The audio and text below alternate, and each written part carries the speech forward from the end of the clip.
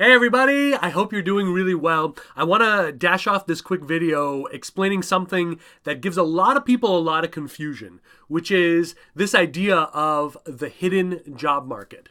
You may have been exposed to this phrase before, you may have heard it in other contexts, you may have heard stats like nearly 80% of jobs are only found through the hidden job market. So what is it exactly? Is it some kind of like weird Illuminati-esque secret cabal of positions that are trading hands? Is it some kind of weird black market of jobs?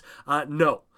Despite what a lot of the myth-making and fear-mongering, honestly, that's out there in the career coaching world would have you believe, it's actually not that complicated. So I want to just lead you through what it really is, okay? And then I can talk a little bit about how you would go about tapping this mythical hidden job market. So let's assume for a second that you are running a company, okay? And the need emerges for someone. Whatever that specialization is, there's a pain at the company that needs to be solved, right? Maybe you have emerging cybersecurity issues and you need an expert there, right? Maybe you need someone who's an expert at re-engineering HR practices because the business is exploding, right? There's some kind of pain that needs to be solved. And so the minute that pain becomes obvious and there's agreement amongst the leadership at that company that we need someone to fix that pain for us, that's when the call goes out internally for people, right? And it could be as simple as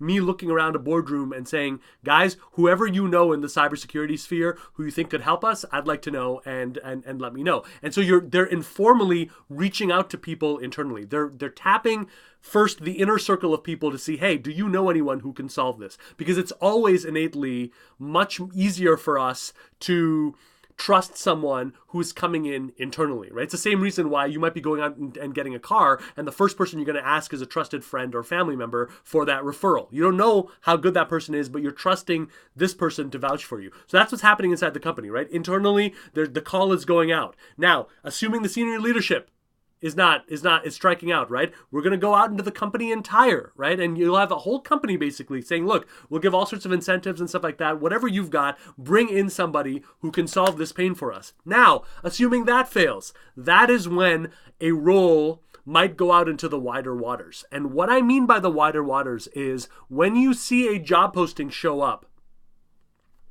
chances are what has happened is this company has exhausted all of its internal seeming referrals. There's nobody, and now they're taking what is, in their eyes, the riskiest move of all, which is to go out into the wide waters and just solicit open candidates. Now, understand what that means. That means that if you are exclusively running a job search based on job postings, you are only catching this role, if it's still available, very late in its life cycle, right? Because it's had all these opportunities to be filled and it hasn't worked, and now you're way at the tail end. And by pursuing it at that end, you are really shooting yourself in the foot in a lot of different ways. Number one is the minute it goes into the wide waters, there's a whole flood of candidates that are coming in, especially if it's a halfway decent job. And so you're competing now with all these people. You're getting commoditized in all these ways like no one who came in as an internal reference really was up to that point. Secondly, because it's so late, because the job opening is so late in its life cycle,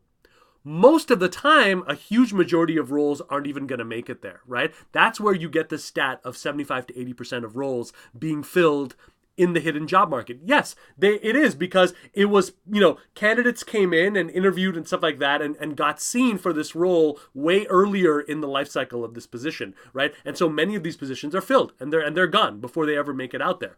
That's why when you're exclusively going after job postings, you're really just taking the bottom of the barrel in a weird way, right? You're dealing with the finickiest of positions, right? The finickiest of situations. And you are going to be treated exactly like you would a stranger. You have to go through all these hoops, these hiring process hoops, and maybe you've experienced that, where endless interviews, right, and endless things that just go on forever. That's because a company's already in a bad state in that way, and they have no real idea at that point how to make it work. So the whole idea of tapping the hidden job market is to make a decision that says, rather than me exclusively pursuing these job postings and exclusively by extension only pursuing roles that are really late in its life cycle, I want to put myself in earlier in the process. And rather than, let's say, connecting with recruiters and headhunters and trusting my job search to them, rather than submitting my resume for open positions,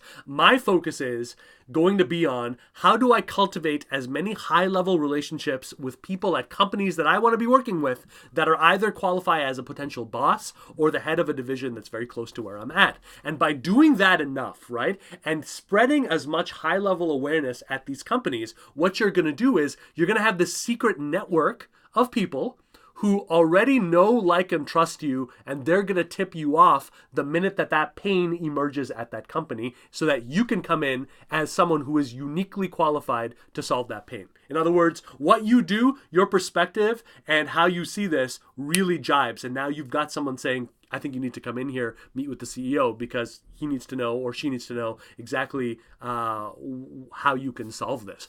That's what tapping the hidden job market is all about. It's all about systematizing high-level relationship building and relying on this network of quality, high-level people at these companies to clue you in for positions much earlier in the life cycle. Because the earlier in the life cycle you get in, the more leverage you're going to have and the more freedom you're going to have to make your case and communicate your value.